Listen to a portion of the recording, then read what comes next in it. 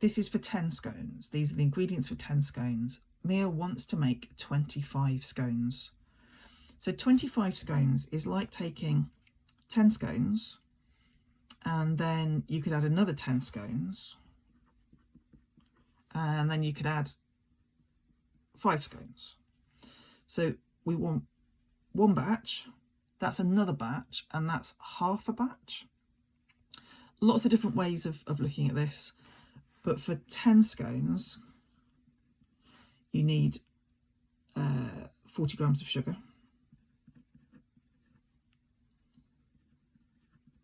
because we only need to know about sugar here. So 20 scones would be 80 grams because you're doubling it, but then 5 scones would be half of that, which would be 20 grams. And then to get to our 25, we take that 20, we add the 5, we take the 80 and we add the 20. 100 grams of sugar. And then this one here, increase 240 by 20%. So if that's our 240, and that's our 100%, we want to take 20% of this and we want to add it on to find out what the total amount of this is.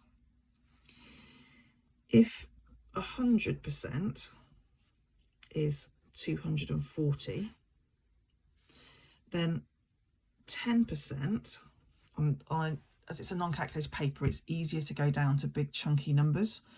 So we're going from 100 to 10%, we're going to divide by 10 to get there, which takes us down to 24.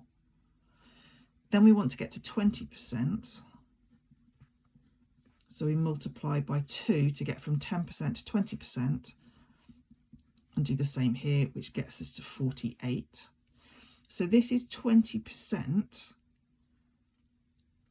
of this, and we want to increase it by this. So we want to start with 240 and we want to add on that 48. So this box here is 240 add 48,